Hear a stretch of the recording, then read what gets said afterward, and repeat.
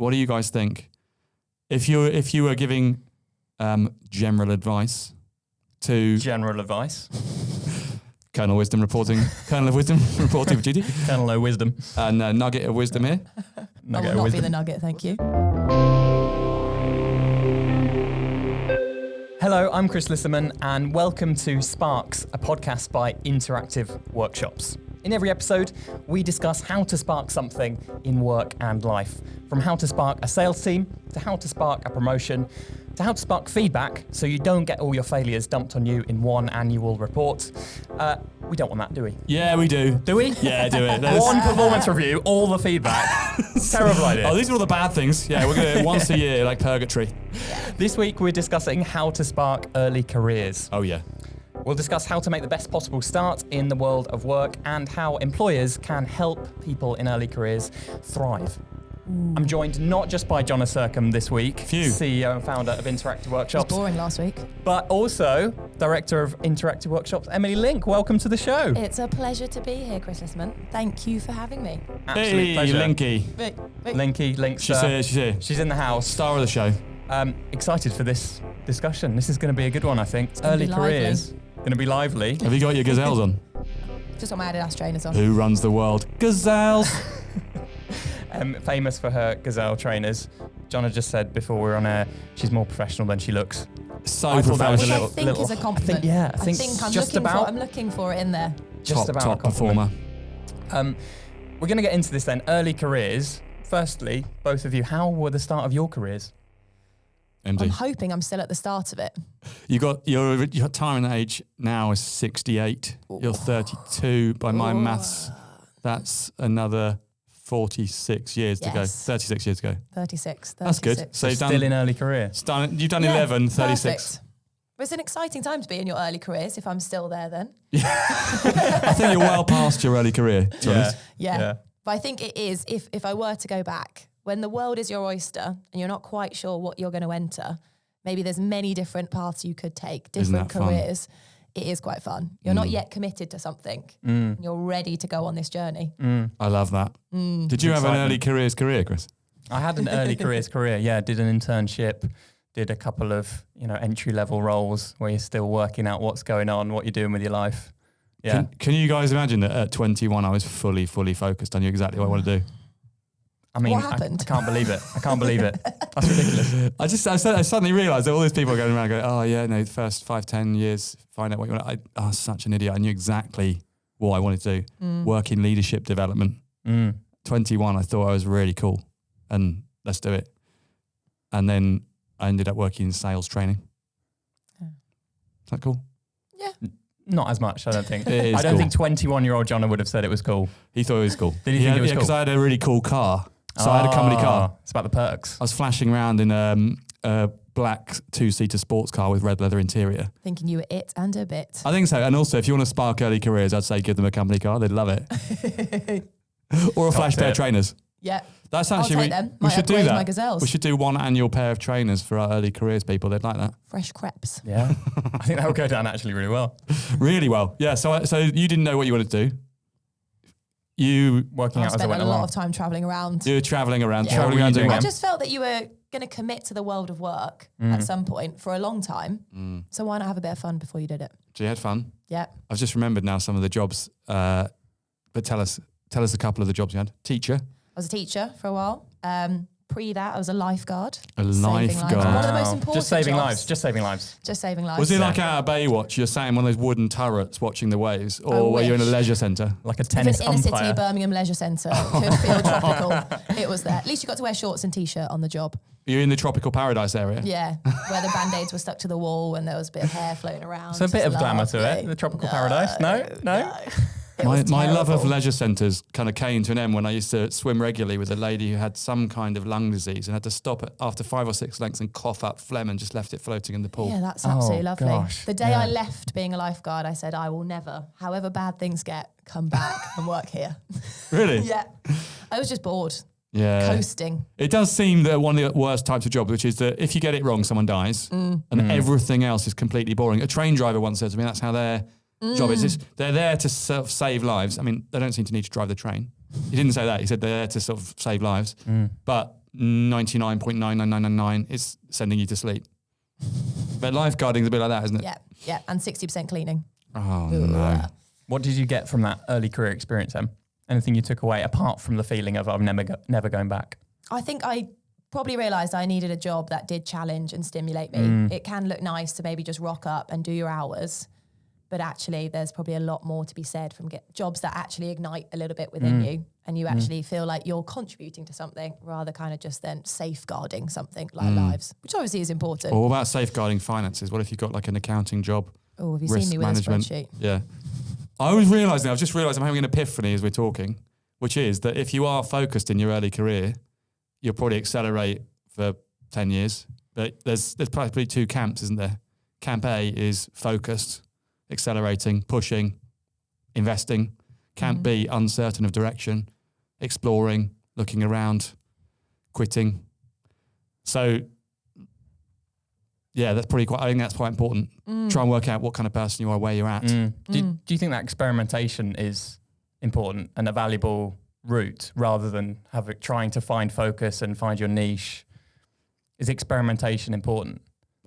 I think that if you're over focused, your focus narrows too much.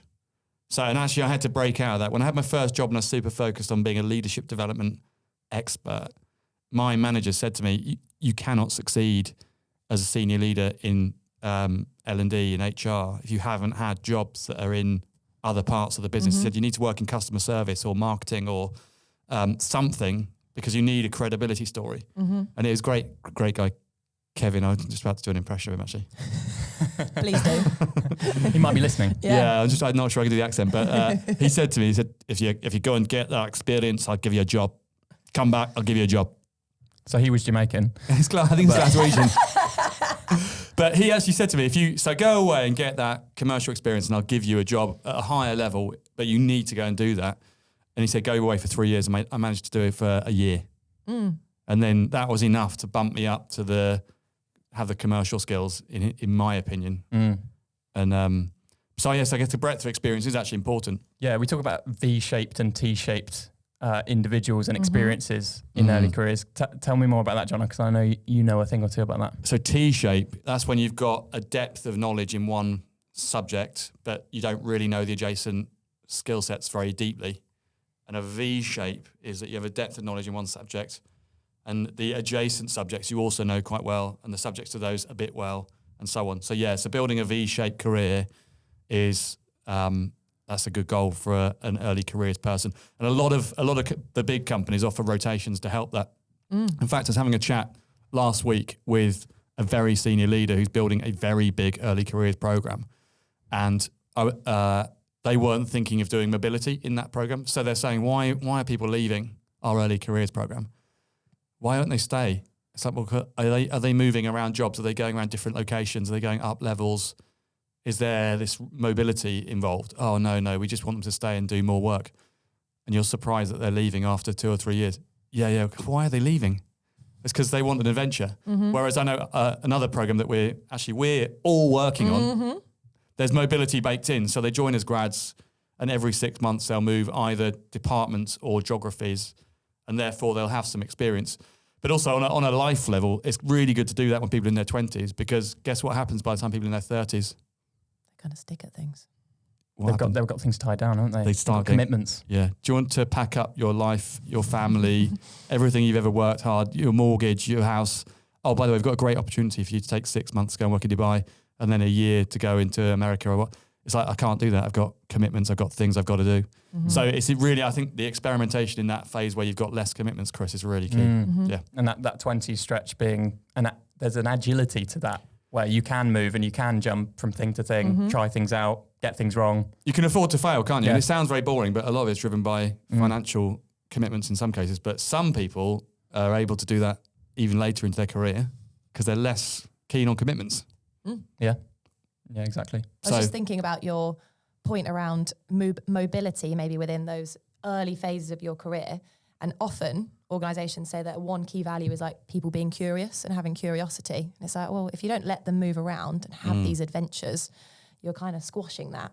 And actually one of the programs we run, they have a whole section devoted to career progression. People are like, oh, what if they leave? Like, why are we opening up that conversation? We want them to stay here. And it's like, no, it's good to open up that conversation, to see where people's strengths and values are, to say, are there things you could do within this business elsewhere? It doesn't have to be in the job role you're at because you've only done it for 1 or 2 years, but we'd rather retain you at our organisation rather than let you go and explore somewhere else. Have your adventure here, almost. Have your adventure here. Yeah. What do you think companies mind if they do leave? I think you can leave well. But I think at that phase, it's about providing opportunities within the company, like if you can, so that you move around, you get seats in different places, you network, you explore. Of course, you're going to have a small percentage that probably do think the grass is greener elsewhere. But I think if you pigeonhole them into a role, then I think our natural curiosity takes over and we're like, oh, what else is out there? And I think companies want that investment that they've made in that person to continue and pay off. If they're putting a lot in training that person, getting up to speed, giving them those skills, that V-shaped experience, for them to leave after a couple of years, I think that's just disappointing on a relational level. On a corporate level, yeah. I've had people leave after a couple of years. I think if you've got a big mindset, a good mindset, this is actually a piece of, is a kernel of wisdom. Kernel wisdom? From kernel of wisdom, as opposed to general advice. Just some general advice. If a company's got a big mindset, a big picture mindset, good levers, good luck, go and explore the world. We'll be waiting here for you to come back. And I think that if you look at like big companies, let's say you're in one of the big 4 consulting firms and you leave, I mean, I actually know people who've gone to work for all the other ones and then come back. I think that mindset though, you've had to make that jump. I've seen you gutted when people have left. I've seen you gutted. And maybe we're a smaller company. No. It's more of a close-knit team maybe, but I think you've developed that mindset. Yeah, I didn't have it before. I used to get annoyed. But also like when people leave, I've realised it's in everyone's interest for that to be a good thing. Definitely. If they're a good lever, if they're open and honest. And those people, again, coming back to career management, you want to leave the door open. Those people have come to me and said, look, this is really awkward, but I've been presented this great opportunity and I don't know what I should do. What really do you annoying What do you think? Well. What do you think? And they say, you say, oh, you can go back to kernel wisdom. Oh yeah, well, in my job role, I'd say don't do it, but as a person, I'd say go for it. Actually, I was the other way around though. I was working on some interviewing yesterday with someone who is excellent and will be brilliant here. But the other advice, so how's it going? Yeah, it's going really well in my job. Yeah, tell me about it. Do you enjoy it? Yeah, I'm really enjoying it. Okay, have you got progression? Yeah, they just give me a promotion. They seem to really believe in me. So you enjoy the work, you got good promotion.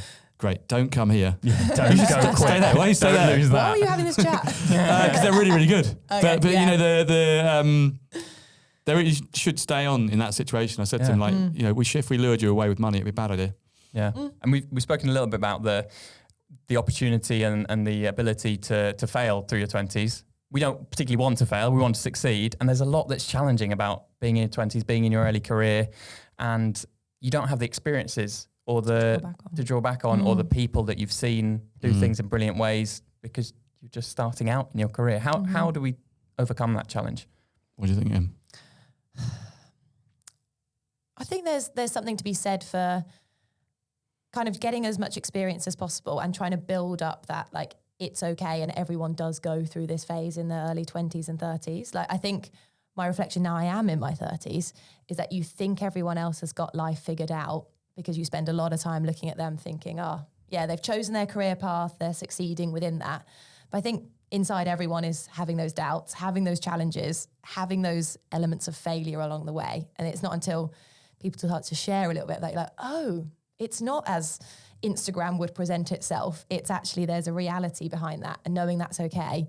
And then starting to feel settled as you understand that those challenges are part of life, really. Like, everyone goes through moments where they're like, I really don't think I'm performing right now, or I'm not the standard that everyone else is at. But you keep chipping away and you get there. So you think that comparison is the thief of joy? Definitely. Yeah. I think that also we're in a much flatter world. So people working today, they're more likely to accumulate skill sets than they are to make level progression. And therefore, coming back to your T-shape, V-shape, if you want to accumulate skill sets, you've got to try different things. So the world is changing and maybe has changed, and that's affecting early careers and the choices. I think it's affecting the motivation in the labour market. I think that if you're therefore, if leadership's bad, corporation's bad, possibly even money's bad, possibly ambition's bad, then when you take a job, you're already setting off on the, you know, do I really want to do this? Do I really want to work for insert company name here?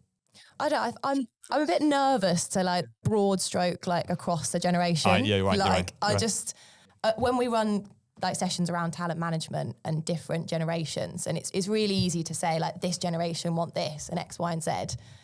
But actually, I think there is ambition there. They is. Just want to be at the forefront of maybe changing some things. Yes. And there's a different relationship between employer and individual. It's a different relationship. That's a And very good individual way. and corporations as well. Different relationship. And they're just saying, can we challenge the way we do some stuff? We might have done it historically like that for a long time. I agree. I totally agree. What I'm saying is I think it's very hard I think not everyone feels like that, of course, but I do think there's a change in the value set. If you look at all the data on what people, the cohort values, the like aspiration to top level leadership is much lower than it used to be. Not many people used to make it there, but people were motivated to try and chase levels. Whereas now people want to accumulate skill sets, have experiences, and do good. Have a work-life balance. They want to do good. They want to have a work-life balance, yeah. Which I think is good. I don't think this is wrong. Yeah. No, that makes sense. It's interesting though. It is really interesting. What can the employer do to help someone in their early careers thrive? Chris. Connection. TLC. Love. Care. Human touch. I mean, it's about having great managers as well. This is one of the programs we're scoping out. Okay, you can do all the program in your world. How good are the managers? Should we distribute early careers cohort across all the managers? Or should we group them under the really managers who love developing people and who want to make people thrive? And I think that's what I would do if I was running a big talent program for early careers. Rather than popping one grad in lots of different departments, I would have like heavy hitting, powerful people who love early career investment, who want to see people to come crying because they've broken up with their girlfriend. You know, I had to go to my boss when I was, I need to take a couple of days off work because we've broken up. You know, like I've had that from one of my team before. Yeah. Definitely. Yeah. But people who love the nitty gritty of that, I've been that manager with. I remember one of my team. He'd broken up with his girlfriend. He was crying in one of the sheds in our offices, like storage sheds. So sad. I had to go and find Danny. Where's Danny? He's there. Yeah, I just got a text from my girlfriend. But you know, harsh way to it's the nitty gritty of early careers, and also the excitement, the high excitement of watching those people succeed. And again, if you look to other sports, like our favourite hero, Thomas Frank, if you're young enough, you're good enough. A lot of companies don't have that mentality. There's a long service, stick around, and maybe at the end of 2 years you'll get this. No, if you're good enough, you can progress. If you're good enough, you're old enough. And I think, again, loading up responsibility, some of the big consultancies are quite good at this. Like if you look at the McKinseys and the Accentures and everything else, you haven't got long before you're thrown into it and said, you can do this, get down to work, like go for it, take responsibility. And again, I think that people respond to that well. So is there a balance there of the tender love and care and the direct challenge? Are you suggesting a high support, high challenge environment? Maybe something like that, yeah. Yeah, I guess that works for a lot of people. Because it can't be as simple as just, love your team, care for them. There's got to be, it's a bit too wishy-washy, isn't it? Yeah, I think the high challenge, high support environment is good. And then also on the remuneration track, can you get the remuneration model to work well? And I've made all kinds of mistakes in this. Too little remuneration improvement versus too much too soon. And if you do too much too soon, people then get disappointed after. If you do too little, they're also disappointed. Yeah. And you might hear about it. Yeah. We're trying to work that out. It's I think the whole you've got to get the whole story working, the corporate narrative about why your company is good for the world. Not a greenwash. Not a greenwash, even though you're wearing green. I got the green on today. You're greenwashed. I also agree with the managerial piece. That is your main experience, right? Of like the working day, life at X company. The other thing I think is really valuable, and when I started my career, was having a peer support group. Like, so joining with a cohort and feeling like you're part of something together, even if you're maybe not all in the same area of work, or maybe you rotate round with that cohort. But I think having that connection point, like a buddy, essentially, that's like, God, it's tough today, isn't it? Or, hey, do you see what's kind of just landed in our inbox? Shall we go to the cinema? Shall we go to cinema? People that you can connect with, because you're at the phase of life where you're not totally settled. Maybe you're even living in a brand new place for your job. Living in Reading by myself. I Trying to actually make went some to the cinema by myself for quite a few times. Yeah. Then I got my mobility 7 months I got sent to Doncaster. Ooh. So I was living by myself. Yeah, I was like the slightly posh southern shandy drinking student, degree level student in a northern manufacturing environment. We didn't have a lot in common. They were really kind, but I was a bit lonely actually. And I didn't have a cohort because I was the only one grad that year in the first part of the program. Yeah. I do think there's something to be said by having a number of grads that are joining and you bring them back together to connect and maybe send them back off again. Yeah. Chris, I want to ask you a little bit more. Yeah. Ooh, role We reversal. talked a lot about maybe the company side, but what about individuals? What do you guys think? If you were giving general advice to General advice. Kernel of Wisdom reporting for duty, Kernel of wisdom. and nugget of wisdom here. I Nugget will of not be wisdom. the nugget, thank What's you. your nickname going to be? Wise one. Wise one. Yeah. Or Pantheon of knowledge. Pantheon. Yeah, it's a good Yeah, name. I'll take that. If you're giving, so I'm just going to edit it all out. If you were going to suggest, so you two guys, you're very excellent. If you were giving advice to early careers people, how they can make a success of the first 3 or 4 years of their career. We talked a lot about the company and we've talked generally, but what do you think's the main tactics or strategies for progressing and enjoying those first few years? I think one of the things that helped me was becoming a go-to person for particular things. And I think sometimes that starts off with a small little bucket of things that you've been hired for. They're top of the to-do list when you arrived. Can you go away and do those things reliably? Can people turn to you and expect you to deliver those things really well? And then can you grow that little bucket into a bigger bucket? And then a trough, and then a skip of these things that people are putting your way. So we put our rubbish where Yeah. is. But that's the thing, isn't it? You've got, you're running a program. When I was leading our studio, you'd have a design task that wasn't high on your priority list because you just need it done. You just need it to look good. I go to Chris Lisserman. You go to me to get it done through our studio team, and you get it done. And it is to you a little bit rubbish. It is, So the if you bottom said of your Rubbish, priorities. the stuff you turn around. Not the stuff that's turned around, but to you, it's much lower on the priority list what than it is for I me. gave you was probably rubbish. It looked rubbish. And what you returned to me was something glittering. do you think that's maybe a fundamental human truth that if you can proactively offer to do things for other people that they need done, even if it's low on their list, and do it well. Say yes and work out how to do it later. Say yes. You have to work out how to do it. Yeah. I think that's number one. So I'm thinking of Lewis that comes to our office sometimes. Yes. Yeah, let's talk about Lewis. I'm a Tell me can-do- about Lewis. He's He excellent. just turns up and goes, I'm here for work experience for a week. I'm a can-do man. What do you need me to do? I'm like, this is brilliant, Lewis. This is exactly what we need. He's like 17, isn't he? Yeah. So that mentality, if you could take that mentality and tell him every day and say, right, I'm here to get things done for you and this company. What do you want me to do? When do you want it? Let me see. Let me add it. He went away and bought an ice machine or something, didn't he? Yeah, everyone wanted iced coffees in the hot sunshine. Oh, yeah. It's kind of He thing we wasn't need. phased though. He kept making offers of help and offers. So that's probably do you think that's the hallmark? Yep, I think that's one of them. I'd also say there's just asking loads of questions. Like I think we don't ask that. I mean, we assume that we should know it all. Like even if we're like being trained up like in a particular expertise, we come into the workplace and it's kind of maybe we see it as a sign of weakness if we then have to ask too many things like about how it works around here or what we need to be doing. Funny, I've never considered that a sign of weakness. Well, no, but I think if you're sometimes in the shoes of just starting out, you may have been told something or said, yes, I'll do that. And then you go away and you think, oh, actually, what am I doing? Like, can I go back and ask that person to give me a little bit more detail, and clarify? And like you said, all the other people around you look like they know what they're Yeah, doing. you're looking So I better across. look like I know what I'm doing as well. I Here better I not go. ask any questions. Do you think that's a hallmark of how to succeed in early careers? Look like you know what you're doing? No. No. No. The opposite. Opposite. I would try and turn up to work, look like I know what I'm doing. Yeah, for the first 5 minutes and then go and ask. Yeah. Hi, So guys. I think what we're Understand. saying is slightly counterintuitive that actually asking questions makes you look like you know what you're doing. and puts faith in maybe the person that's now managing you, or like taking responsibility to be like, they're really interested in understanding this, rather than like, do I know that person has actually got that thing? Yeah, communication. And now I know the level to which they understand because of the questions they're asking. Exactly. And because I've clarified and maybe they've summarised back. And I'm much more confident in what I'm going to get back is going to be what I'm expecting.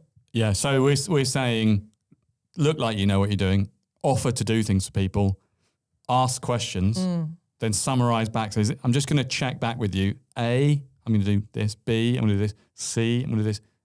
Do you think that right?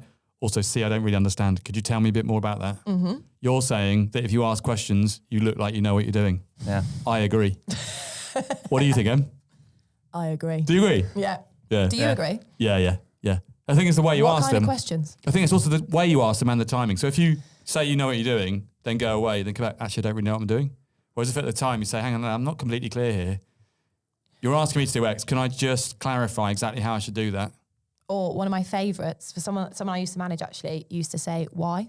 Why are we doing it like that? Did they really? Yeah. Really annoying, Jerome. Because, it was really annoying because he was always right to be asking the question why. And then it would make you think about the purpose of that task, what the outcome is actually. And maybe the way that you were just kind of going to send him away to do X wasn't really the right thing to do. And he was challenging me and saying, but why are we doing it like that? Can't we do it like this? And I think another thing that would help is people, when they present back their work, what they've done, is this good enough?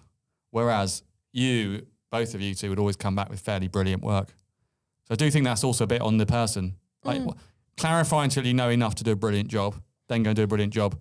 Also try and take the right amount of time to do it. And when you're the person who is new to something, they take far, far too long or far, far too short. So that should be one of your questions, isn't it? Roughly how much effort should I put into this? And exactly what do the outcomes look like? It reminds me of your point about get ship done.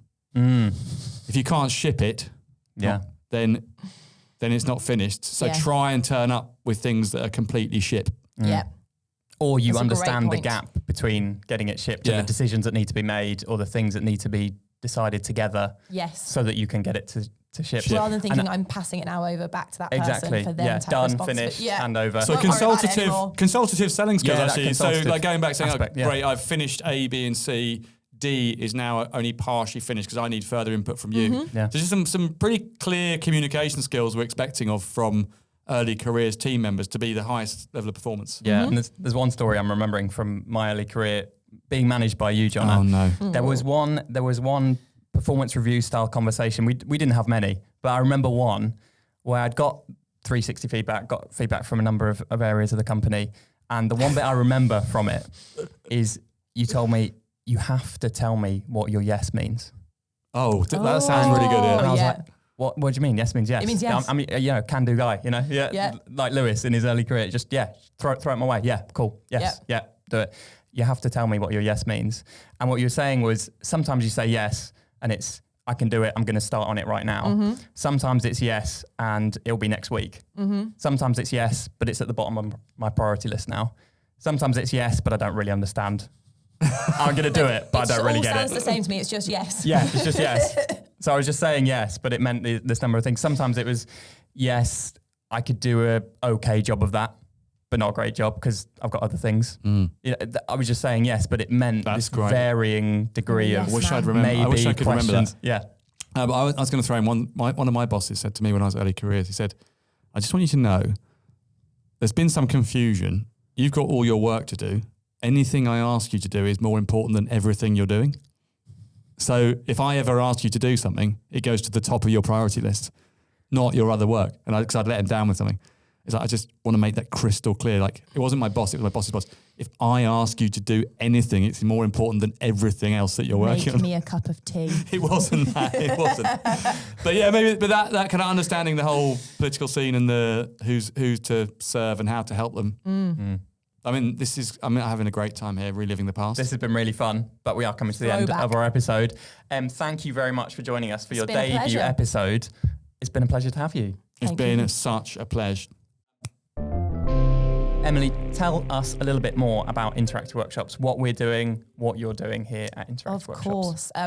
So we are a learning and development agency. We operate out of West London, but we've got some global clients, which we're off to see shortly. And an office in New York. And an office in New York. Not How York. could I forget? New York. Not York. New York. Not York. Not to New be York. confused. Of course, Yeah. we could go to York if fancy. Be lovely. But we get to work with some fantastic clients in the people space, management, leadership, commercial skills, sales enablement, you name it. If it's got people, development, progression on the tin, we can do it. And we're here to help. It's worth pointing out that we do run graduate programs for 3 of the world's biggest companies, spanning thousands of graduates.